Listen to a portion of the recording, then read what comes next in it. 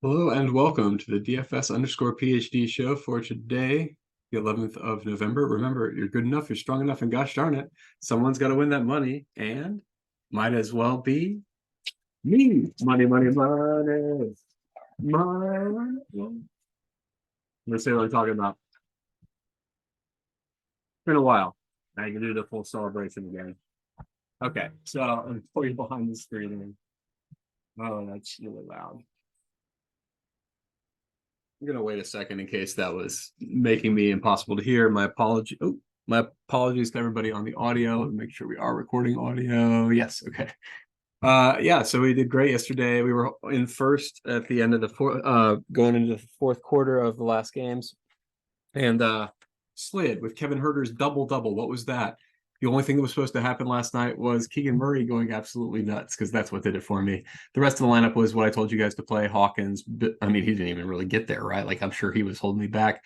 Biombo, Gilliard was the one you had to be careful with. Late news, he was starting, and people were like, "Oh, I don't think he's that good." Whatever. Yeah, he's not that good. He's starting. He's going to play like 25 minutes. I don't care if he gets whatever knocks down every three like he did this time. That was sweet, but whatever. Van Vliet always in play. He's at higher. I've been boosting his raw projection because people are under projecting his assists in his new role. Gordon Hayward, I just got lucky. He had all the shots. You actually no. So it was a specific thing I did yesterday. You guys remember?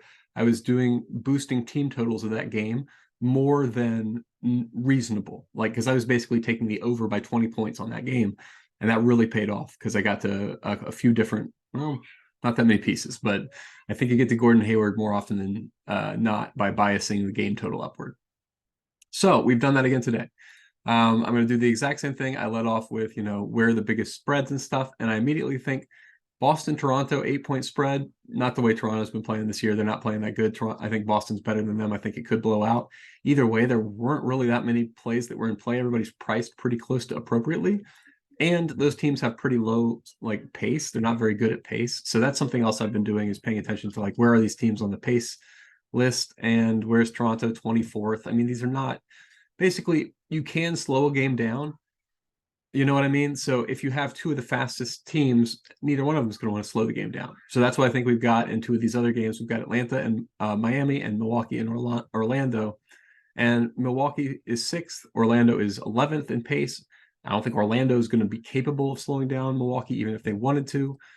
And then you've got, what is it, Miami and Atlanta. Atlanta is fourth in pace. Miami could slow them down if they wanted to, but I don't know if they want to, right? I mean, I think they're going to. I don't know if I project. Is this projecting Atlanta to beat Miami? I don't know. I'm gonna have to think about that some more. I think that's a pick 'em for me, so I'm gonna go ahead and pop that into a pick 'em probably at 118, 118.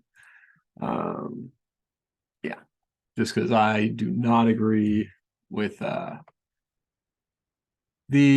line there at all. Okay, so now where are we getting? Don't look at these. These are not what I'm going to play. I'm not showing you what I'm going to play. This isn't even draft number one yet. Draft number one comes after we get good news at like 2:30 or something, or maybe maybe this is draft 0 or something. But yeah, Jalen Johnson, great value on the slate. I don't know, 90% ridiculous. We'll say 50% for a core piece on a 4-gamer. So Jalen Johnson's fine to be core though. No issues with that. Jimmy Butler, I just don't think there's any other way to. I mean, for the game environments I'm expecting for all these different games, yeah, I gotta have massive core for Bam and Butler, 65% probably. And obviously, if they do decide to sit on the ball and it ends up 105, 100, I'm drawing dead probably. But yeah, that's that's what I'm playing for. Okay, and then Darius Garland, yeah, no, I don't want that much, but he's fine. Medium core, a solid play, 50% on a 2-gamer or a 4-gamer. And by the way, yeah, set restrictions and stuff. We've got $500 of salary on the table if you want it. And Magic Center foul trouble. That is a fork between Goga Batazde and Mo Wagner, assuming Wendell Carter Jr. is out. And it's a Wendell Carter Jr. and Goga fork. If he's in, he's probably not, I think is what I read. Capela foul trouble, always a thing. Also, just they randomly limit him and close with a Kongwu sometime. And both of them were weirdly projected for less than 28. So now I just have them both for 28 minutes, which gets them both to, 28 points for Okongwu, 32 for Capela. And then I think that's all the center coin flips I got for you today. Besides that, yeah, I don't really have very much. I'm fading Chalk Duncan Robinson just because. Can you remember an instance of Chalk Duncan Robinson smashing? All I can remember is Chalk Duncan Robinson hurting me so much. And he's still a shooter, right? Even so, he is the currently at this point in the morning the highest projected owned play on the slate. Presumably that's because he's obviously underpriced for his role, sure. But I mean, he's Duncan Robinson. He has to hit threes or he's not going to get there. So we think there's a 40% chance. What is his 3-point percentage? It's not even 40%, right? So I don't think I can get to 40% Duncan Robinson today. 5 to 15 is where he belongs for me as a shooting guard who needs to shoot to get there.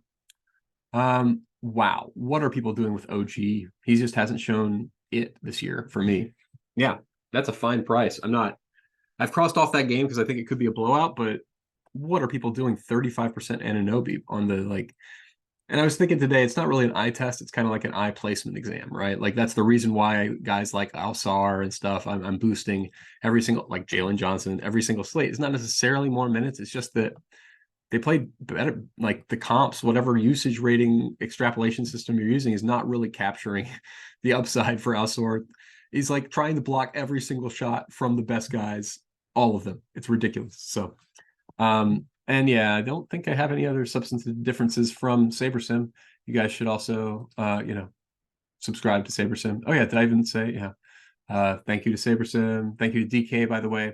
This was initially, instead of Keegan Murray in the last spot, going to be Austin Reeves. Then we get news before lock that Austin Reeves is starting, and I'm not going to play, a bench guy in this last spot. That's what I'm saying.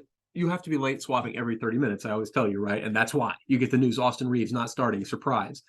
Obviously going to be over-owned in that spot. Can't have him as the last piece. So Keegan Murray's who I went to, even though the lineup was already smashing, and I would have rather had somebody who's more of a steady hand than Keegan Murray, who's like 1/3 a chance of a smash. And I got that 1/3 of a chance and it paid off, but man, oof, that was a tough one. But yeah, pay attention to late news. Hopefully we get some. Let's see. Am I biasing towards the later games? Yes, Miami and Atlanta. So ideally, I would get some more Cleveland. Yeah, 50%. So I'll have a little bit of late swappability all the way to the last game in case there's some weird news. You should always be late swapping every 30 minutes. So 3:45, 4:15, and 5:15 today. You need to have run a late swap thing and make sure you understand that you are running the best lineups at that time. You can do it by hand if you want. If you're doing it by hand, you don't have an optimizer, you just prefer it. I do it by hand for the most important lineups. What you're thinking is, do I play the best play, in which case I have my current lineup is optimal. There's nobody above me who could play this play. So then you play the best play. Or if you are behind like a little, like you have one guy who's kind of like snowflake or moderately, did okay, but didn't really smash, then you need to go and pivot to some leverage play. A guy who's like less likely to get there, but more likely to smash when he does get there, right? So that's what you need to be doing when I say you need to late swap. Actually, now since that's more of a thing for NBA, I think I will just make a late swap video. Maybe I'll do it. We'll see if whenever I have time to make a video next time during a slate when there's late swap happening in an important way. I'll make a video about it just because it won't help you that day. I'll obviously be in the Discord too. So you should join the Discord, like, comment, subscribe. I appreciate you guys. Obviously, we can't win every night, but we keep our bankrolls reasonable. We play with money we don't care about every night so that whenever Keegan Murray does have his ridiculous day, we can roll in money for all weekend long and free roll ridiculous couple of weeks. And presumably win $1 million, right? But yeah, that's all I got to say about this basketball slate. Remember, you're good enough, you're strong enough, and gosh darn it, someone's got to win that money. Might as well be us, and it was.